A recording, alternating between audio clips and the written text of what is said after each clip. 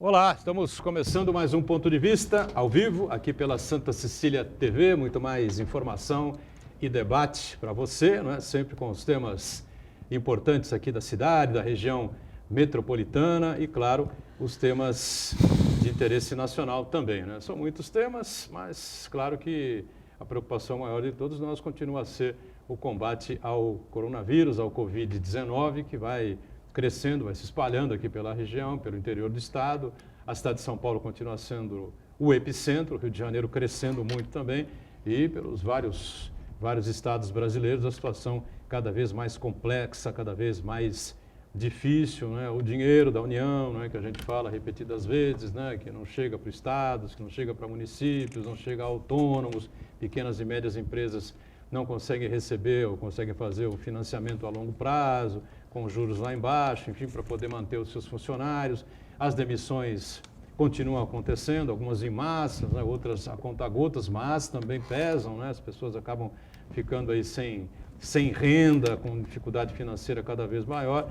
Antes do Covid a situação já era difícil, agora com o Covid-19 a situação é muito mais complicada, muito mais grave, né? E a gente acompanhando de perto também o que acontece nos Estados Unidos, né, em relação ao assassinato de um trabalhador, um homem negro, né, e que gerou toda aquela repercussão que a gente vem acompanhando, as passeatas que vão sucedendo, 10 dias seguidos, né, de manifestações, de passeatas pelos Estados Unidos, passeatas de negros encorpadas com brancos. O que eu vi ontem, tem muito mais brancos na passeata, até propriamente, do que pessoas negras, né?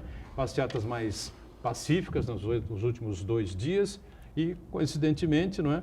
A coisa parece que ganhou um outro ritmo, né?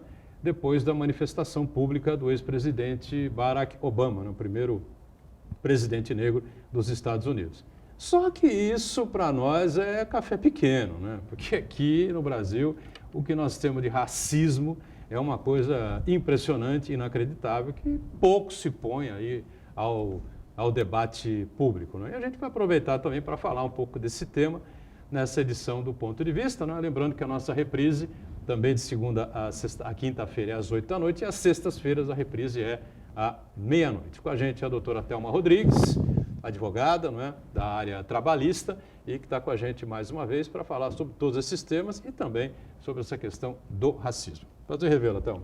Prazer é todo meu. E mais uma sexta-feira aqui, hoje com um tema que acho que é especial e que nós precisamos tocar nessa ferida, que é o racismo no Brasil. Infelizmente, eu estava conversando com o Boturão estava falando sobre mim particularmente, né? Eu me considero negra porque o meu pai é branco, minha mãe é negra. Eu me considero uma mulher negra. O que ocorre? Infelizmente, eu tive, né, vou falar um pouquinho aqui da minha história como mulher negra. Eu tive uma família muito boa. Eu tive um privilégio de poder estudar num colégio particular, de estudar numa universidade particular, inclusive meu professor está aqui. Mas são inúmeras dificuldades. Na minha turma, eu lembro, eu acho que tinha umas duas estudantes negras, eu e mais uma outra. Mas, assim, eu nunca me incomodei com as piadinhas, tipo, ela é alma branca, ou, você é o quê? Você é morena, mulata, negra. Eu acho que a gente tem que separar, eu sempre observei muito isso, separar quando uma pessoa fala carinhosamente, quando uma pessoa fala preconceituosamente. E eu já tive oportunidades de ouvir pessoas falando carinhosamente, brincando, mulata, sabe? Então, é uma questão de separar. Agora, quando você observa que, principalmente na advocacia, nós podemos observar as faculdades, são pouquíssimos negros. Advogados negros na Justiça do Trabalho dá para contar nos dedos hoje, né? Eu, como mulher, advogada negra, também na Justiça do Trabalho, eu acho que o pessoal até uma, porque todo mundo... Uma exceção à regra. É uma exceção, né, doutor Estado? Doutor Estado é testemunha, assim, da minha história de vida também. Mas eu aprendi uma coisa muito importante com meu pai, que era o seguinte: não fica chorando, você tem que lutar e você tem que estudar. Boa. E eu aprendi isso, né? e para as mulheres, principalmente negras, que eu sei que é muito difícil. Eu tive esse privilégio, como eu disse, eu tive o privilégio de ter um pai maravilhoso que pôde me ajudar e muito, né, a me formar, mas tem pessoas que não têm. O que eu posso dizer para vocês é, não chora, vai à luta, não chora, vai à luta. É difícil? É muito difícil. O preconceito é grande? É. E no Brasil é aquela coisa velada. Você olha, no STF, por exemplo, nós só tivemos um juiz negro até hoje, que é o Dr. Joaquim, essa figura aí conhecida, que tem um currículo invejável. Mas você pode observar a família dele, né? A mesma forma o Barack Obama, para ele chegar na presidência, são gerações e gerações do pai, a mãe americana. Então, você tem que, a Paula Lima, a cantora, falou bem, você tem que dar uma volta para você poder chegar no seu objetivo maior que das outras raças. Infelizmente, é verdade. Você tem que estudar mais, você tem que provar muito mais. E eu acho também que o racismo, além da cor da pele também, ele vem em tudo, né? Ele vem na beleza, se você é bonita, se você é feia, se você é gorda, se você é magra. A nossa sociedade ela é muito cruel, isso é uma verdade, nós temos que ser realistas. E o caso do George Floyd foi racismo, foi sim, na minha opinião, foi racismo, só que eclodiu no momento que assim, foi desemprego por causa da pandemia. Os negros, inúmeros, estão desempregados em um número maior. A violência é maior também quando você faz lá o gráfico para ver contra os negros nos Estados Unidos. Como aqui também, né? Como aqui também no Brasil, como aqui também. Só que eu acho que teve um diferencial, porque com as redes sociais, aquela morte, né, aquele assassinato que eles estão querendo colocar primeiro grau, que nos Estados Unidos tem isso, né? Primeiro grau, segundo grau, segundo grau, terceiro. Eles queriam colocar ele em terceiro grau como se fosse, como aqui a gente fala, ele é legítima defesa ou alguma coisa parecida, né? Porque a polícia mas foi um assassinato, né, queridos? Então ele grita dizendo que não estava mais conseguindo respirar, né? Então acho que o importante vai até o fim. A lição, eu acho que para todos, branco, negro, não é a gente se levantar contra os brancos ou criar mais violência. Eu acho que isso tem que servir para que sejam criadas mais políticas para os negros, porque os negros, após a escravidão, eles foram abandonados à própria sorte. Isso há 400 anos atrás, aí aboliu a escravatura no Brasil tardia também. Então, infelizmente, ficamos numa situação mais difícil e que hoje, para você dar essa volta, para você conseguir se colocar na sociedade, é difícil, né? E hoje ainda tem muitas pessoas que criticam as bolsas, né, oferecidas, as cotas, ainda hoje muitos criticam, mas negro tem privilégio. Eu também sou afrodescendente, eu brinco uma vez com a minha sobrinha, que eu tenho uma sobrinha que é loira, ela falou, eu sou afrodescendente, eu também vou querer bolsa. Mas, querida, olha a sua situação hoje, né? Tem uma mãe que pode te... É totalmente diferente. Então, a gente tem que observar. Eu acho que as cotas é importantíssimo nas universidades e tem que ter mais políticas de inclusão na nossa sociedade, claro, principalmente para os negros.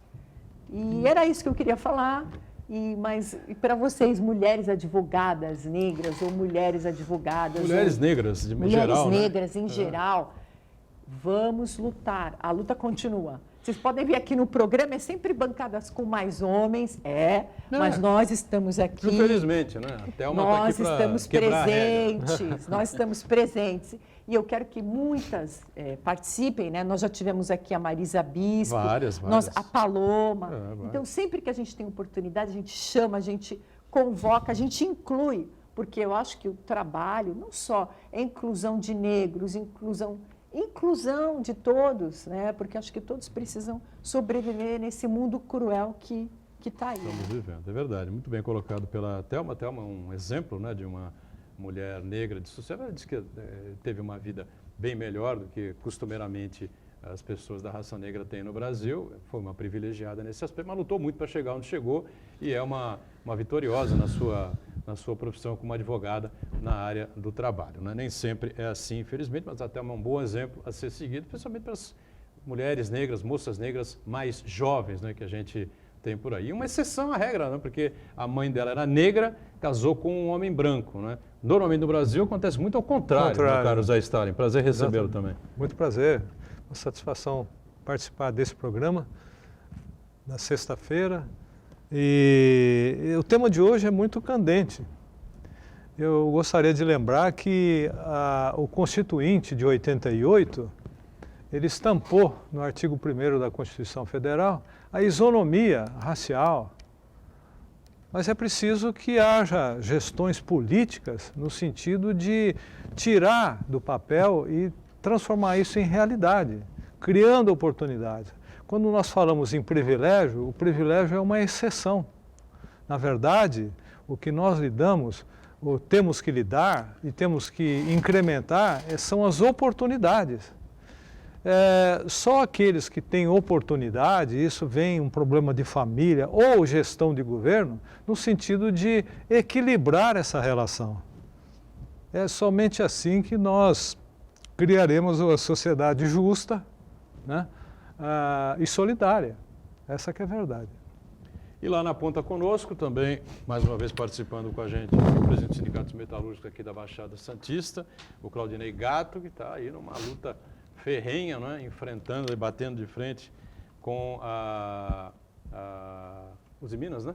Os Minas, né? Que está com esse problema de demissão em massa, enfim, e aí tem pessoas de cor branca, pessoas de cor negra, enfim. Mas essa coisa do racismo, acho que pega em todos os setores da atividade, né, Gato? Prazer também recebê-lo. Sim, boa tarde. Mais uma vez agradeço a participação no programa. Acho que é importante esse tema a gente está trazendo aqui, né? O que aconteceu a semana retrasada aí nos Estados Unidos, né?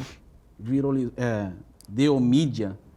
Senão o governo americano acho que não teria feito nada com os policiais que fizeram aquela atitude com o Jorge, né? Barbárie. Né? E aquela barbaridade que se espalhou pelas mídias sociais primeiro e depois que veio à tona na imprensa, né? E isso repercutiu não só lá, né? Em vários países europeus tiveram manifestações contra atitudes aí raciais contra o trabalhador de cor negra, né? E isso não está diferente na nossa base, na nossa categoria, né? Tem muitos trabalhadores da nossa base que são negros e também sofrem preconceito por próprio colega de trabalho, né? Próprio colega de trabalho tira sarro, umas brincadeiras sem consciência que pode ofender a pessoa e a gente tem que parar. A gente estamos em 2020, é um momento de união, o momento do povo dar as mãos e a gente passar por essa crise sanitária junto, né? Estava lembrando aqui o fato que aconteceu no jogo do Santos contra o Grêmio, né? Do goleiro Aranha, né? Opa, acho que todo mundo lembra, né? O que ocorreu naquele jogo, ele no gol e a torcida do Grêmio lá, uma moça lá, não era só a moça, mas centralizá-lo nela, né? Xingando, fazendo gesto para o goleiro. Então a gente tem que parar, né? Acho que está no momento de a gente ter umas punições mais severas por parte do governo, porque só assim a gente consegue parar com essa maldade que é feita com a população, né? Porque, que nem a doutora Thelma falou, somos todos negros, né? Se a gente é pardo na nossa identidade, né? Somos negros. Então a gente tem que se respeitar um ao outro, a gente tem que parar com essa atitude. O que ocorreu também essa semana, né? Que ontem deu até no Jornal Nacional, da empregada doméstica, né, em Pernambuco, a gente estava comentando aqui antes, que deixou o filho com a patroa, foi passear com o cachorro da patroa, os cachorrinhos, e deixou a criança que não tinha onde deixar por falta de creche, que as creches estão tudo fechadas por culpa da pandemia, mas a patroa, se preocupada em fazer a unha, não deu atenção para a criança, chamou o elevador, colocou uma criancinha de 5 anos dentro do elevador, apertou o botão lá para o 9º andar. Inacreditável. Quando se deparou no 9º andar, encostou lá no parapeito lá, caiu do 9º andar. Agora fica a mãe negra, trabalhadora, sofrendo com a perca do filho. E a patroa pagou uma multa lá de R$20 mil, né? Para ser livre. Está livre, vai responder o processo em liberdade. Então, São esses absurdos que não ocorrem só lá nos Estados Unidos. Infelizmente, aqui no Brasil ocorre muito. E está na hora de a gente parar e discutir esse tema realmente com ser sério, né? Porque acho que já deu. Pois é, esse fato aí que o Gato se refere aconteceu lá em Tamandaré, cidade de Pernambuco, estado de Pernambuco, né? Onde a moça não tinha com quem deixar, as creches fechadas, né? As escolas fechadas, não tinha com quem deixar, e a avó teve um problema lá para resolver, então não dava para ela ficar com o menino no dia de ontem. Ela ligou, avisou a patroa, né? E a mulher, assim, meio que, né, para não perder a diarista, né, a empregada naquele dia, mandou ir, tudo bem, traz aí e tal, né? E aí ela foi passear com os cachorros da patroa. Desceu com os cachorros da patroa, não foi? Foi, a gente acompanhou bem isso. Desceu com os cachorros da patroa e a patroa foi fazer a unha, né? E aí a criança, né, ela foi lá e apertou o 9º andar, né, para a criança subir, né? E a criança, uma criança de 5 anos de idade, sozinha, Thelma. Sozinha. Você que tem dois bebezinhos aí de 1 ano e meio, mais ou menos, imagina uma situação dessa. Como é que pode deixar o Stalin, uma criança de 5 anos de idade, subir sozinha no elevador, apertar o 9º andar? Para quê? Para dar um tempo da criança passear no elevador, e o elevador ia parar lá, e quem é que ia descer com o elevador, né? Não sei se a criança alcançava o botão, não sei exatamente. Sei que a porta abriu, a criança não sei para onde andou e acabou caindo lá no fosso e veio a falecer no hospital. Lógico, uma queda de 9 andares, uma criança de 5 anos, só um milagre mesmo para evitar o óbito, né? E aí o pior não, né? O pior foi isso, né? Foi o falecimento da criança, mas a patroa é a primeira-dama do município de Tamandaré, casada com o prefeito da cidade, né? E a moça, a funcionária, não era nem registrada pelo casal. Tudo errado. Ela era registrada simplesmente pela prefeitura municipal. Ou seja, quem pagava o salário dela era a prefeitura, para ela trabalhar na casa do prefeito. Agora, a mídia é tão grande nesse caso, né? Tem uma atenção da imprensa é tão grande nesse caso que eu acho que isso vai ter uma repercussão maior e ela vai, não sei, vai sofrer um processo na justiça pesado e o prefeito talvez entre até num processo de impeachment, né? Por causa de uma situação dessas, né? Tem que ter um holofote aí grande nesse caso. Em primeiro lugar, ela trabalha, a empregada doméstica trabalhava em âmbito residencial, não tem nada a ver prefeitura, contrato, né? Essa situação. Então, tem que verificar isso aí. E, infelizmente, a perda, né? A gente, tratando dessa área material, a perda é tão grande que, por mais que ela vá... Né? É irreparável, ela vai socorrer, vai para a justiça, brigar por indenização e vai ficar anos, né? Mas a perda de uma vida não tem preço, né? Não a verdade tem é preço. essa. E, infelizmente, são situações que você escuta se falar, é inacreditável, não é surreal. Porque é surreal mesmo. Surreal. Você colocou bem. Agora, é aquela confusão, né, que alguns políticos ainda fazem no Brasil, infelizmente, não é, doutor Stalin, do público com o privado, né? Sim. Ela bota a funcionária de casa, devia ser paga com o dinheiro dele, do salário dele, da retirada mensal dele, da esposa, não sei se ela trabalha ou não, né? E ele faz o quê, né? Vai economizar lá, sei lá quanto, R$1.000 por mês, não sei quanto é que seria o salário dela, acho que até menos, né? Pode ser até menos. E aí ele registra a moça na prefeitura, não sei se no gabinete dele, não sei aonde exatamente ela estava registrada, né? Contratada pela prefeitura para ser funcionária de casa, para ser empregada doméstica na casa do prefeito. Ou seja, é o público-privado, aquela confusão que a gente sabe que vem desde que Cabral chegou, né? E a grande questão que pesa aí é a seguinte, de quem é responsável? A responsabilidade será restaurada por quem? E aí vem uma série de questionamentos, né, na justiça, e opiniões vão sair para um lado, para o outro, tal. Aí eu volto a falar, quanto vale a vida humana? Infelizmente, para essa gente aí não vale muito, né? Tempos atrás eu até brincava em público, quando me apresentava, eu falava assim, quanto você vale? O sujeito olhava assim, falava, não estou entendendo. Eu falei, não, é o seguinte, porque a nossa natureza humana aqui no Brasil agora está muito interessante. Dependendo do tipo de pessoa envolvida num caso desse, ele tem um valor, né? Se ele for filho, por exemplo, de uma grande autoridade, a indenização será violenta, mas se ele for um pobre coitado, aí a indenização é pequena. Aí eu pergunto, em questão de valor, a vida humana pode ser tarifada? Veja que até a reforma trabalhista aí conseguiu fazer isso, tarifar o dano moral. E agora?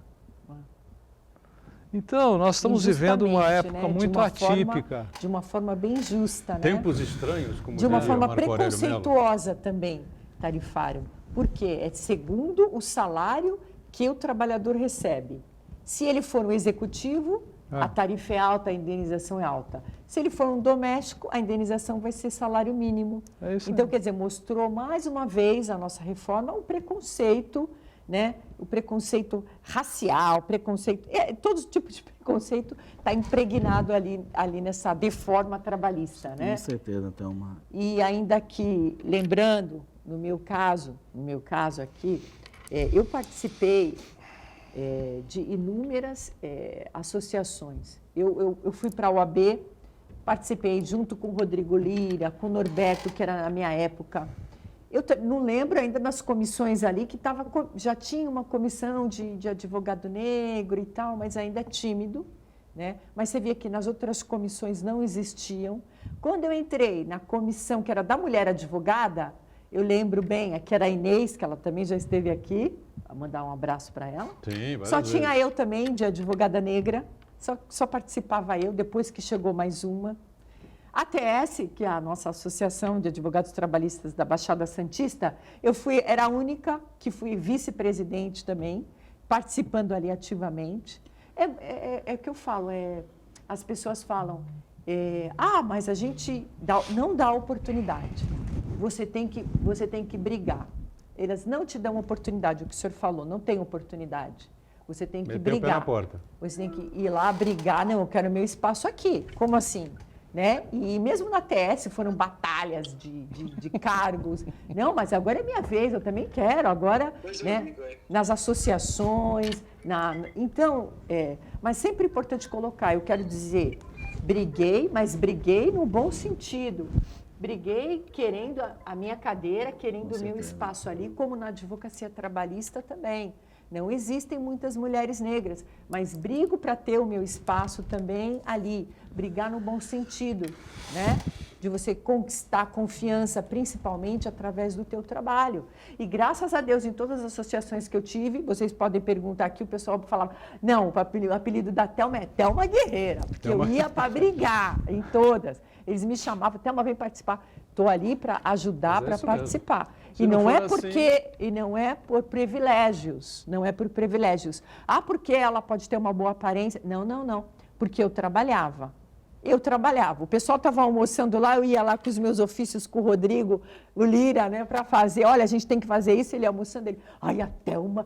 E a gente fazia aqueles trabalhos voltados, né, para ajudar a advocacia, para tentar ajudar o que tivesse na tua frente. Esse é o trabalho. E tanto faz se é o trabalho do branco, do negro. Claro. Né? Então é bem feito, né? O trabalho tem que ser bem feito e Claro. honestamente. É isso aí. O Gato quer falar alguma coisa sim, também? Né? Isso aí, que nem o Botorão falou, né? De o prefeito está se utilizando da máquina, né? Da empregada, para a máquina que eu falo da prefeitura, no funcionário público, para trabalhar dentro da residência dele. Isso ocorre até na nossa área, né? Que tem patrões que pegam o trabalhador da base, né? Nosso, e leva para fazer reforma na própria residência. Tira. Hoje você não vem, vai lá arrumar o banheiro lá na minha casa, sabe que o cara sabe mexer e se aproveita disso. Isso tem que acabar, né? Infelizmente, em todos os ramos, tem pessoas que querem levar vantagem do seu cargo para explorar a classe trabalhadora. Essa é a grande realidade, né? Tem vários casos, né? Até gerentes da Uzi Minas ou de outras empresas metalúrgicas que tiram o trabalhador dali, o outro trabalhador que fica vai fazer a função daquele que não está lá, ele vai ter que cobrir, trabalhar por 2, o cara está arrumando a casa do gerente ou a casa do supervisor para tentar levar vantagem e economizar o dinheiro, né? É uma cultura, Isso né? é uma Enraizada aqui cultura no que Brasil. tem que acabar com isso. De levar né? vantagem, De né? Levar De levar vantagem. vantagem. E o trabalhador iludido pensa que ele está sendo ali, não, vou levar vantagem que eu vou ganhar meu chefe vai ver que eu sou trabalhador, vai Vou ser segurar meu emprego, protegido, não é a né? realidade, né? Também vai levar uma vantagem. Né? Então, claro, é a grande realidade. Então, o trabalhador ele tem que fazer a função que ele é paga, que ele está ali para receber aquilo. Se ele é operador, ele vai fazer a função dele. Não tem que fazer um acúmulo de função e arrumar a casa de chefe, arrumar a casa de ninguém. Né? Não ocorre só em cargos públicos. Infelizmente, na nossa base tem muito disso. Né? Eu acredito que até na base do doutor aí, na área do comércio, também deve ter esses casos. Acontece de muito, pessoas sim, que, sem que, dúvida. que Sem dúvida. gerentes que se aproveitam do trabalhador para tirar do local e levar para a própria residência para fazer outro tipo de serviço. É O verdade. patrão chama o trabalhador e lá para casa. Vamos lá. Vai lá consertar isso, fazer aquilo lá, ou levar meu filho na escola, buscar não sei o quê. Assim, Isso é muito existe. grave, né? Mas Muito em grave. relação ao poder público, né, acaba sendo mais grave ainda e é uma coisa absolutamente comum que a gente não pode aceitar, tem que bater firme, né? Sempre que possível. Um break rápido, voltamos já na sequência do Ponto de Vista. Em instantes. Muito bem, estamos de volta, sequência do Ponto de Vista com a doutora Thelma Rodrigues, aqui à minha direita, participando também o doutor Zé Stalin, a Thelma e o Stalin advogados da área trabalhista, e lá na ponta o nosso Claudinei Gato, que é o presidente dos sindicatos metalúrgicos da Baixada Santista. Falamos muito sobre esse mal terrível, né? Essa canalice que é a questão do racismo. Agora vamos em frente a outras canalices aí também, para a gente avaliar. Agora, só relembrando Vamos um falar de boas detalhe. notícias também, né? Boas notícias também, Só né? para finalizar, a questão também ainda do caso do George Floyd. Aí o que acontece? As pessoas se iludem sempre falando que a América, Estados Unidos é o país dos sonhos, é o país... Mas hoje nós podemos enxergar claramente, através das redes, o que é a América também. A América é racista, a América tem problema na polícia, como já ficou constatado, que vai demorar 2 anos. E para esse policial ainda ser condenado por homicídio, vai ter que ter mais provas. Então, queridos, vocês veem que não mudou muito. Os Estados Unidos, a polícia, e a polícia que está aqui no Brasil também, que também tem problemas gravíssimos, né, de violência, a polícia truculenta lá também, porque muitos acham, não, olha, Estados Unidos, a polícia vai lá, ela vai te cumprimentar, ela vai... Não é isso. E hoje todos podem observar. E, melhor, ver como funciona lá a classificação dos crimes e ele ainda está com uma vantagem, o policial, de não ser condenado, porque pelo trabalho, pela função que ele exerce, ou seja, não acontecer absolutamente Ele nada. está preso, né? Ele foi preso agora, mas foi preso agora por causa das manifestações e o procurador lá está estudando Eu acho que esse como caso aí não vai ter enquadrá-lo. jeito, né? Né? Se vai ser 3º grau, agora ele está no 2º grau. A família queria que ele fosse para 1º grau, 1º grau. porque foi homicídio. Claro que foi Mas homicídio. eles estão Foi no 2º intencional, grau intencional, ainda. Então, quer dizer, é uma situação e ainda vai demorar. Como né? a mulher Não do vai- prefeito lá de Tamandaré, que vai ser provavelmente indiciada como... Culpa, por homicídio culposo. Ela culposo. Ela realmente, óbvio, ninguém vai dizer que ela apertou o 9º andar, mas culposo nesse caso, eu não sei, viu? Porque deixar uma criança de 5 anos de idade apertar o 9º andar no elevador... Eu acho que Sozinha. tudo bem que ela não tinha a intenção de matar a criança, vamos deixar isso bem claro. Mas, porra, tenha santa paciência, né? O risco que a criança corria ali, será que não dá para enfiar um doloso nela, não? Infelizmente não dá. Aí vem teses de direito, Vem uma pré-terdolo, série de situações, né? Claro. culpa, etc. Aí Enfim. nós vamos entrar naquele labirinto das teses que vão defender, né? Aí através dos seus advogados, tanto lá nos Estados Unidos quanto aqui no Brasil. E o pior, vai para a justiça que é morosa e, infelizmente, a mãe vai ficar com a dor da morte do filho, que, como o doutor Stalin claro. falou, não tem preço à vida. Né? E a família do George Floyd, a mesma coisa. A filha dele vai ficar sem a presença do pai. Né? E o mais importante, que eu acho que a gente tem que levar dessas histórias todas, é tentar mudar políticas que ajudem, né, as classes mais desfavorecidas. Nós precisamos de políticas sérias, tanto lá nos Estados Unidos, como nós podemos ver agora, que já ficou claro, quanto aqui no Brasil. É verdade. Boas notícias, então, doutor? Pois é, Sabe. eu acho que a Baixada Santista agora, considerando o volume da sua força de trabalho no porto, o porto da o maior porto da América Latina, Opa. felizmente o Supremo Tribunal Federal reconheceu o direito ao adicional de risco aos portuários avulsos. O voto de um ministro muito esclarecido, que eu reputo um dos melhores da atual República, né? O ministro Fachin, que foi muito criticado tempos atrás pelas suas origens e tudo, mas revelou-se um grande magistrado. E nesse caso especificamente, ele realmente foi muito preciso, porque eu não consigo admitir que o trabalho com base na Lei 4860 de 65, que trata dos portos organizados, tenham excluído aqueles que também atuam no porto não ter esse direito. Pois bem, então a partir de agora foi reconhecido esse direito. Haverá um impacto econômico das empresas? Haverá, mas não pode ser desprezado o direito do trabalhador. Entendeu? E nesse aspecto, eu enquanto ouvia a manifestação da ilustre doutora, imaginei o seguinte, que no Brasil muita coisa precisa ser desenvolvida, principalmente no caso da valorização e definição do que é pessoa jurídica e do que é pessoa física. Normalmente, o que a gente observa no dia a dia é a confusão da pessoa física com a jurídica. No caso aí de utilizar o trabalhador que tem uma função específica numa empresa para fazer serviços domésticos do interesse de um gerente, de um diretor, etc., que não tem nada a ver. Pessoa jurídica é uma coisa, pessoa física é outra coisa.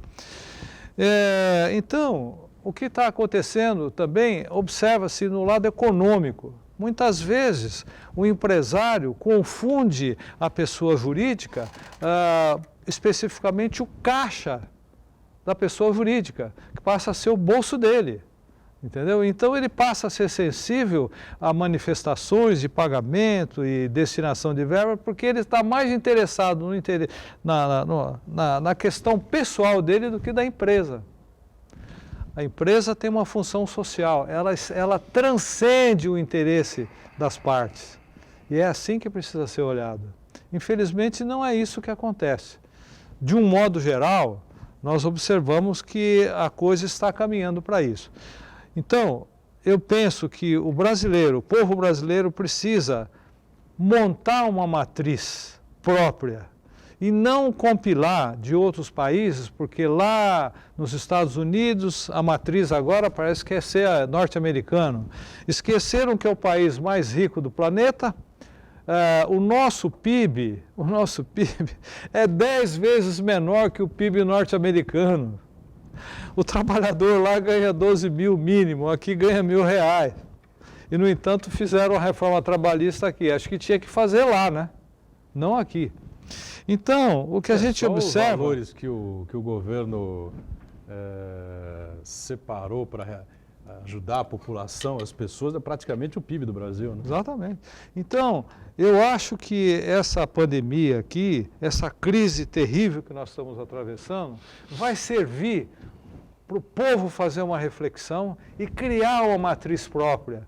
Parar de copiar exemplos lá de fora que são bons ou negativos, mas ignorar totalmente isso e partir para um paradigma próprio, uma situação nossa, em termos de comércio interno, de comércio externo, enfim, de toda a cadeia produtiva nacional, para que nós alavanquemos um progresso, principalmente no caso social.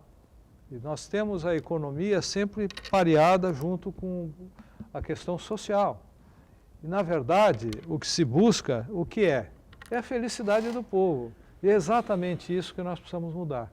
Precisamos atender a necessidade, evoluindo, estudando e criando uma matriz própria. Mas aqui no nosso caso, da Baixada Santista, realmente essa foi uma boa notícia, porque muitos trabalhadores que dão as suas vidas aqui para o desenvolvimento da nossa região, para várias empresas aqui que atuam no Porto, e não tinham esse plus. Quer dizer, aquele trabalhador precisa ter alguma coisa a mais. Infelizmente, nós gostaríamos que todo mundo ganhasse bem. O que a gente observa na legislação brasileira é exatamente isso, a criação de adicionais, de situações de tudo, exatamente para engordar aquela faixa salarial de sobrevivência. Porque nós não lidamos exclusivamente com a força de trabalho, nós lidamos com a fome. E a fome tem a ver com a sobrevivência. E é isso que nós precisamos preservar. A Thelma que bate nesse aspecto aí bastante tempo, né? Inclusive, nós fizemos vários encontros aqui, né, com os presidentes, com os trabalhadores portuários, e eles estavam sempre almejando aí o julgamento, esperando o julgamento e querendo essa vitória muito importante, né, do adicional de risco, 40% sobre o salário deles, é muito significativo. Agora nós vamos aguardar, foi julgado ontem, então agora vamos esperar descer, agora vamos ver como vai se acomodar aqui embaixo esse pagamento, como vai ser, porque eles recebem por operadores, né? E aí nós vamos, mas o que é importante? Ganharam, isso é importante. Agora, daqui para frente é uma outra briga, que é implementar esse pagamento, mas foi uma vitória muito importante. Por que eu digo isso? Porque tudo é uma briga. Eles conseguiram ganhar o adicional de risco, agora, para implementar aí no salário dos trabalhadores, vai ser, o gato já está aqui, aí vai ser aquela choradeira, é complicado, isso é verdade, porque os salários é taxa e produção, está tudo junto, aí a gente chama de salário complessivo, porque está pagando tudo junto, aglomerado. Tem que discriminar, tem que abrir, tem que colocar lá, hora extra, adicional de risco, para o trabalhador saber o que ele está ganhando. Então, nós vamos ver esses reflexos, né, a partir de agora. Mas foi uma vitória muito grande, parabenizo todos os sindicatos que estavam envolvidos nessa briga e principalmente, né, os trabalhadores que vão ter essa vitória aí. Pode demorar? Pode, mas vai chegar, vai refletir aí nos salários deles aí no momento importante. Com certeza, né? A gente fica contente, né? Uma decisão favorável à classe trabalhadora, né? Lógico, se demora, porque o processo vai vir de Brasília para a vara de origem, né? No caso aqui, não sei se foi a primeira, a segunda vara aqui de Santos, onde os sindicatos entraram com essa ação. E o jurídico do sindicato vai ter um bom trabalho agora também, né? Graças a Deus, para fazer o cálculo desses trabalhadores. Que gera um debate, né? O trabalhador também não se iluda que vai receber no dia para a noite. A gente fala isso por exemplo próprio, porque a gente tem vários processos que realmente se demandam um tempo, né? Cálculo, discussão, tudo, mas já é... Até chegar na ponta, Até chegar na ponta, chegar a um até acordo chegar na ponta, mas que o sindicato tem, a empresa tem um dever aí de informar quando foi que o trabalhador ficou exposto àquele grau de risco, tudo. E geralmente nunca bate, né? O sindicato vai ter que chamar uma assembleia, convocar os trabalhadores e ver se aquilo que a empresa está falando está realmente correto, né? A gente fala isso, por exemplo, que a gente tem um processo grande aí com a Uzi Minas que está em fase de execução, que foi questão das horas, né? A gente não tem acordo do turno de 6 horas com a Uzi Minas, né? Então aqui ela faz um turno de revezamento, né? Um turno fixo, né? Então o trabalhador ele trabalha numa jornada fixa, então não tem um revezamento. E a gente ganhamos um processo coletivo também grande em relação a esse turno, que era a questão que a empresa alegava que era semana espanhola, o que estava trabalhador que trabalha no administrativo, e não batia. Então tinha uma diferença do horário que a gente fazia, que é uma semana de 6, outra semana de 5. E ela colocava na semana de 5, de vez de colocar folga, ela colocava compensação. Uhum. Então o sindicato na época entrou com uma ação, perdeu do turno, né? Implementou o turno fixo e entramos com essa ação e ganhamos. E estamos em discussão isso, esse processo, ele é de 2009, se retroage até 2004, que retroage 5 anos. E a gente precisa de informações da empresa, 16 anos. Para você ver como é que, isso para o trabalhador portuário, ele vê como é que demora a situação. Infelizmente existe, né? Tem essa demora, né? Os trabalhadores ficam cobrando, e aí, saiu, não saiu? E a empresa, ela omite dados, né? Ela coloca, esse trabalhador não trabalhou no turno, mas ela tem que comprovar como, né, doutores? Com o cartão de ponto do trabalhador. Cartão de ponto. Mas ela fala que não trabalhou e não apresenta o cartão. É. Então, esse é o questionamento. Então, o processo de 2009 está se estendendo até hoje, um processo imenso que a gente ganhamos, que equivale a quase 8 mil trabalhadores metalúrgicos da época que trabalharam só nesse regime, né? Mas é uma grande vitória, com certeza a gente espera que brevemente eles recebam isso, mas a gente sempre demorado, diz, né, doutor demorado. Stalin? Às vezes, a parte da execução do processo Sim, 16 anos. É outro sofrimento. Você ganhou a ação. Agora, quando vai partir para a execução, para você receber o dinheiro, é outra briga. Mas é o que eu sempre falo para os meus clientes. Mas você já ganhou o processo, que é o mais importante. Agora é esperar se resolver toda essa parte da execução, que vai entrar perícia, que vai entrar peritos nomeado pelo juiz, o teu perito, o perito da reclamada, e toda essa discussão, ela leva tempo. Leva tempo. Muito bem, um segundo intervalo e a gente retoma o ponto de vista já já. Muito bem, a gente volta com a sequência aqui do ponto de vista. O doutor Stalin falava aqui no intervalo em relação ao porto que fica fora do porto organizado e que tem relação lá com a Ultraferta, com a Uzi Minas, né, na briga do gato, né? Exatamente. Stalin. A área de atuação dos sindicatos metalúrgicos, né? Tem um porto lá, né? E existe uma diferença, né? Em termos de legislação de um para o outro. Não, existe. Né? Que antigamente, eu lembro, não era nem do sindicato, né? Na época ainda, houve até uma greve dos portuários lá que a Uzi Minas queria tomar conta de tudo, né? Mas aí mudou as leis, hoje só a Uzi Minas opera lá dentro, né? Mas realmente é uma discussão para a gente também caminhar nesse processo e entrar com uma ação, né, aí para discutir esse tema com os trabalhadores que trabalham na área do porto dentro da usina, né? Que é uma área federal, né? Não qualquer um, concessão, né?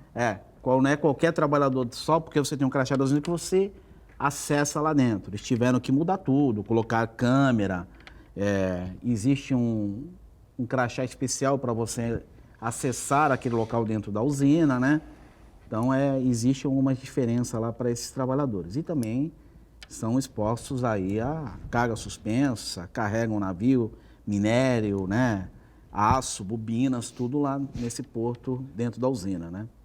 E a relação, essa briga toda que nós estamos acompanhando, mais demissões, não tivemos mais demissões, que pé estamos em relação a essa queda de braço aí dos trabalhadores, do sindicato com a Uzi Minas? Por enquanto, a liminar ainda está válida aí para o sindicato, a empresa não conseguiu ainda caçar. Segundo, eu estava conversando com o doutor Luiz, né, que é o coordenador jurídico dos sindicatos metalúrgicos, ele falou que, em segunda instância, o juiz passou o caso para Cubatão para a juíza, a doutora Adalgísia, ela se manifestar no processo num prazo de 10 dias. É o que a gente está aguardando entre o dia 10 ao dia 12. Deve sair alguma decisão lá em cima, mas a gente está confiante que a gente vai sair vitorioso nisso daí. A gente vai conseguir ainda manter isso daí, né? E um detalhe, né? O presidente da Uzi Minas, aí, o Sérgio Leite, está dando tiro para tudo que é lado. Essa semana ele foi para Brasília falar com o presidente, com certeza para pedir ajuda novamente, né? Uma empresa que está bem. Muito, né? bem. Muito bem, isso, os resultados dela não enganam. Quer dinheiro para demitir. Eu acho que o governo está na hora dele segurar os deputados da região, cobrar e não liberar um centavo para a Uzi Minas, porque, infelizmente, está abandonando a região. Ela fez isso em 2015, pegou dinheiro com o BNDES e demitiu mais de 8 mil trabalhadores naquela época. Então, acho que está na hora dos deputados da região se unirem e não permitir que saia liberação nenhuma para a Uzi Minas por via do BNDES, porque é um absurdo o que a empresa vem fazendo com a região da Baixada Santista. É o que a gente espera, porque o presidente foi lá... Pô, eles querem demitir 900 trabalhadores, foi lá vão pedir, pegar dinheiro do BNDES. Foi lá conversar com o Bolsonaro essa semana, né? E hoje, né, está até publicando a Tequinte, que é uma das donas da Uzi Minas, está envolvida na Lava Jato. Né? Mais de 50 milhões que a Tequinte, que é proprietária da Uzi Minas, o acionista, está envolvida também na Lava Jato. Para você ver o tamanho a dimensão que tem isso daí, né? Olha, o Marco César Brito, especialmente aqui para a Thelma e para o Dr. Stalin, né, diz assim, os trabalhadores ganharam um adicional de risco, vai demorar um pouco, mas quando é contra o trabalhador, faz-se cumprir no dia seguinte. Exemplo, medida provisória 945, foi em plena madrugada de sábado e teve que ser cumprida já no domingo. Verdade, verdade. Contra o trabalhador é rápido, né? É rápido. Infelizmente É verdade. é mais rápido, né? É verdade, não tem a menor dúvida. O Stalin. Acerto. Obrigado ao Marco César Brito. E um outro ponto aqui para o nosso gato responder, né? O Uriel Vilas Boas pergunta se as centrais sindicais foram discutir com o governo Dória alternativas para o mercado de trabalho. Se não é possível fazer o mesmo aqui na nossa região.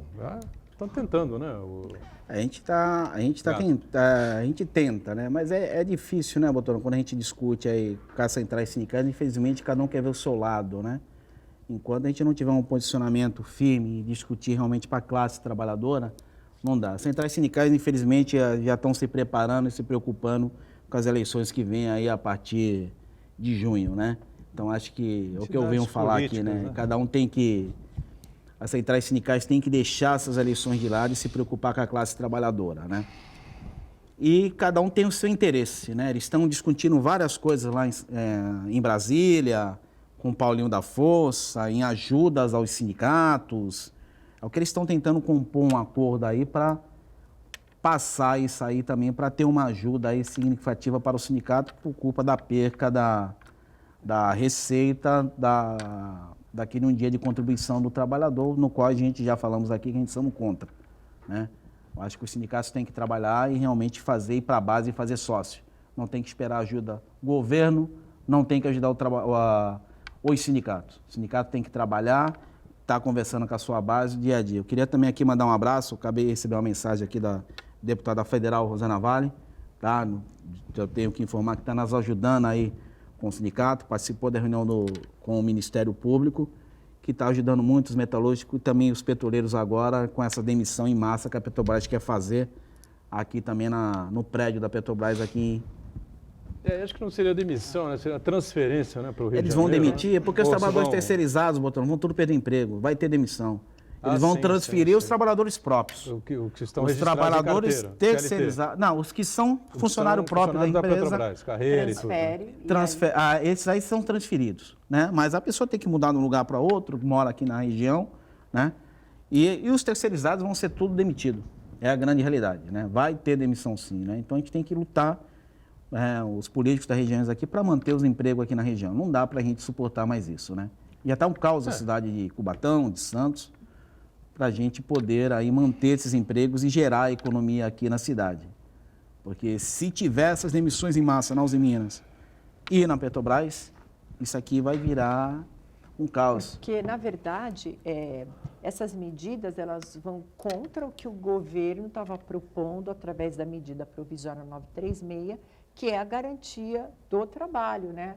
Para isso que eles fizeram a medida provisória, sim, inclusive ali colocando a estabilidade para o trabalhador e se beneficiando de tudo, de recolhimentos de fundo de garantia, de INSS, entre outros, né? Então, a Uzi Minas quer empréstimo, mas então ela vai ter que dar contrapartida, que é manter os trabalhadores, que é fazer a parte dela, para ela poder estar aí dentro mínimo, né? Claro, dentro das normas, né, que foram propostas pela medida provisória. Agora, em relação à Petrobras, né, qual é a origem política do presidente da República? Rio de Janeiro. Então, a situação não é possível você desenvolver aí essa questão do pré-sal, né? O petróleo desabou de preço aí pelo mundo afora, a Petrobras apresentou aí resultados negativos nos últimos meses. E o que ele vai fazer, né? Vai enxugando, mas vai prestigiando, né, a sede, o seu estado, o estado da onde ele foi vereador, foi deputado 7 vezes, né? E é a base política dele, lógico, né? Claro. Então, os prejudicados serão quem? Né? Temos nós aqui na região metropolitana, é óbvio, né?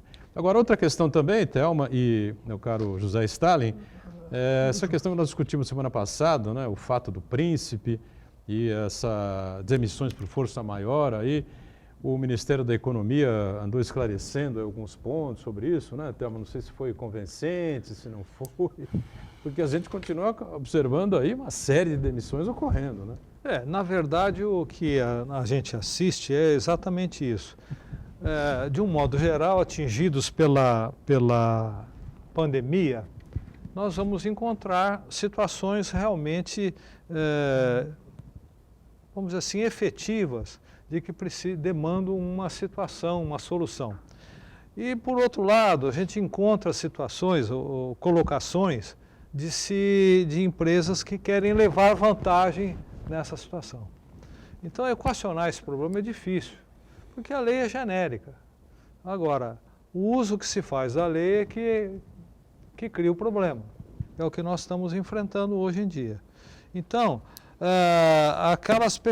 aquelas empresas, aquelas pessoas jurídicas que estão assim com umas ideias, vamos dizer assim, não muito boas em relação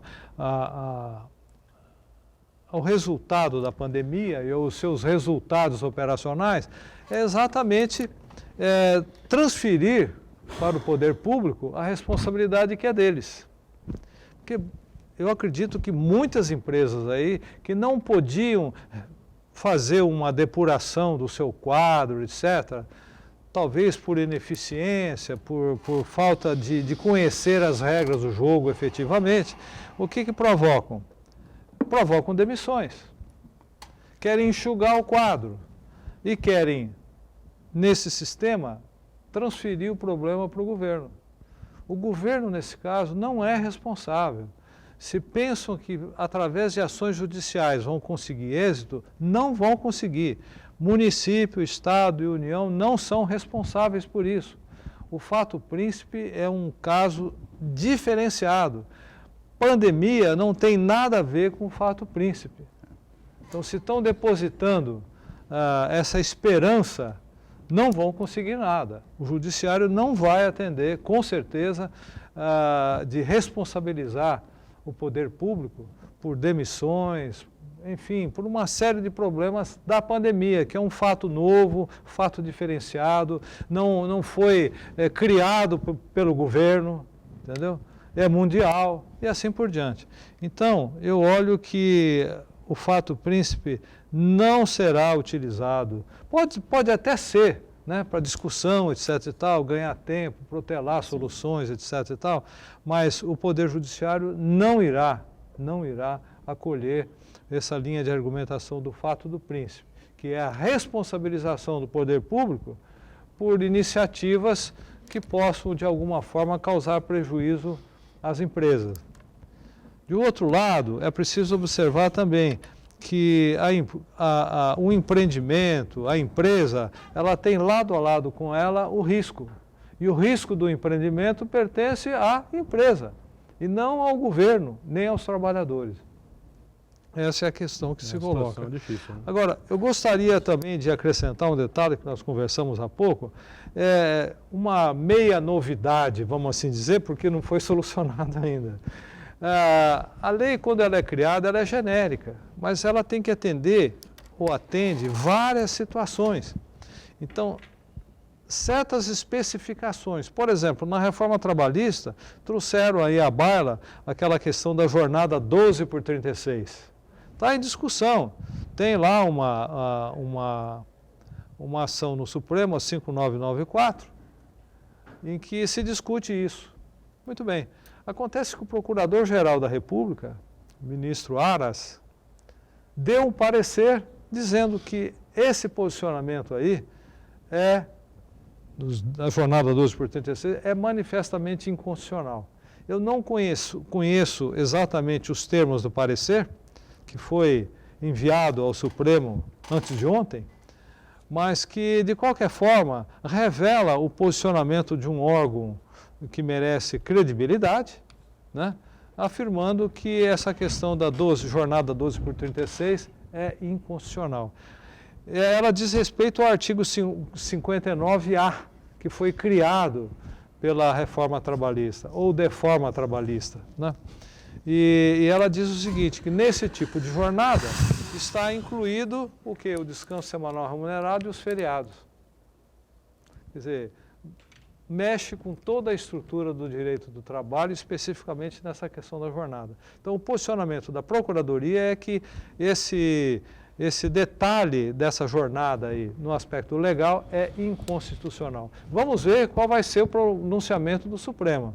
Evidentemente que logo, logo nós vamos ter uma solução.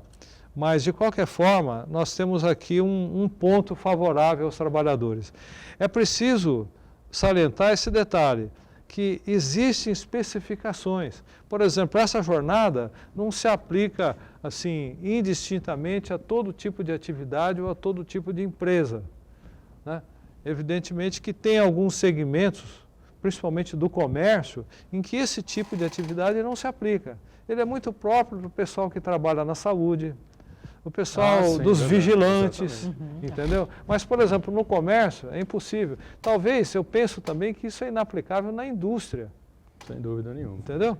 Então, é uma questão candente que nos próximos dias ou meses deverá ter um encaminhamento, penso que favorável, né, ao sistema. Muito bem, estamos em cima da hora. Quero agradecer a participação do Dr. José Stalin, não é sempre brilhante aqui conosco, a doutora Thelma da mesma forma. Obrigado, Thelma. Até a semana. Obrigado também ao Gato, não é? Você que nos acompanhou. Segunda a sexta-feira, estamos sempre ao vivo aqui pela Santa Cecília TV. O ponto de vista é às 1h30 da tarde, a reprise até quinta-feira às 8 da noite. E na sexta-feira, como hoje, a reprise começa à meia-noite. Valeu, tchau, obrigado, gente.